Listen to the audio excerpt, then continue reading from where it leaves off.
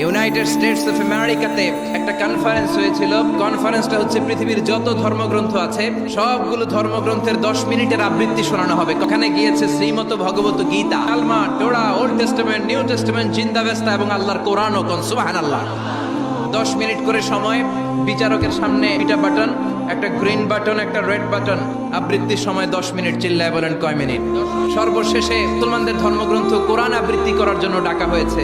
এসেছে মিশরের কারি আব্দুল বাসিত ইবনে আব্দুস সামাদ। পাতলা একটা চাদর, জুব্বা পরে চলে এসেছে মাইকের সামনে। এসে আউযু বিল্লাহি মিনাশ শাইতানির রাজীম বলে টান দিয়েছে। সময় কয় মিনিট? উনি সূরা ফাতিহা পড়তে সময় নিয়ে নিছে 13 মিনিট। শ্রীমত ভগবত গীতাওয়ালারা হাততালি দেয়, সময় শেষ, কোরআন গেছে। কিন্তু কি আজীব তামাশা, বিচারক তো লালবাতি চাপে না। বিচারককে লালবাতি চাপার বিষয়টা ভুলিয়ে দিয়েছে কে? আব্দুল বাসিত কয় এই তো সুযোগ পাইছি আমি।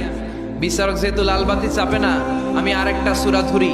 উনি কোরআনের সবচেয়ে সুন্দর সূরা, সূরা আর রহমান তেলাওয়াত শুরু করলেন। উনি উনার গলায় আল্লাহ যত সুর দিয়েছিলেন সব সুর, দরদ, আদর ঢেলে দিয়ে সুরের ঝংকার তুলে পুরো কনফারেন্সকে মাতিয়ে দিলেন। 15 মিনিট হয়ে যায়, বিচারক লালবাতি চাপে না।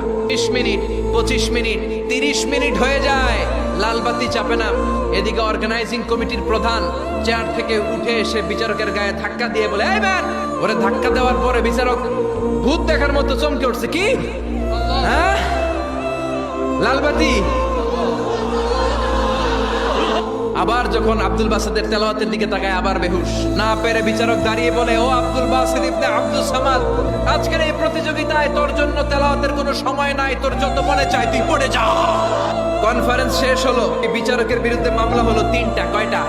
হ্যান্ডকাফ পরিয়ে বিচারককে নেওয়া হয়েছে। মাননীয় আদালত বলে, ইতারে দিলি 10, ত্রিপিটককে 10, কোরআন রে অতিরিক্ত 30 মিনিট, মানে আগের 10 আর 30 মিলে 40 মিনিট দিলি কেন? মাননীয় আদালত, আমার একটা বিনয়ের প্রশ্ন আছে। বিচারক বলে, আমার প্রশ্ন হচ্ছে, বিচারক তো আমি নিজে হই নাই, জাজ তো আমারে আপনারাই বানাইছেন।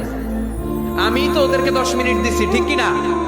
আমি তো বাইবেলের 10 মিনিট দিয়েছি। এর কারণ, যখন বাইবেল পড়তে এসেছে আমার হুঁশ আছে, আমার সময়ের জ্ঞান আছে, আমি সময়ের টাইম ধরে বসে আছি। মিশরের কারি আব্দুল বাসিত জুব্বা একটা পরে কোরআনটা হাতে নিয়ে মাইকের সামনে এসে কি যে বলে একটা টান দিল।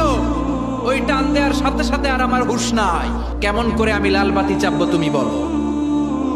প্রিয় ভাইয়েরা, আপনারা যারা আইন নিয়ে পড়াশোনা করেন তারা জানেন, কেউ যদি মেডিকেলি আনফিট থাকে তার কোনো বিচার হয় না, ঠিক কিনা? পাগল খুন করলেও বিচার নাই, ঠিক কিনা? সে কোরআনকে অতিরিক্ত সম্মান দেওয়ার কারণে সর্বশেষে এই বিচারকের কোনো বিচারই হয় নাই। বেকসুর খালাসের ব্যবস্থায়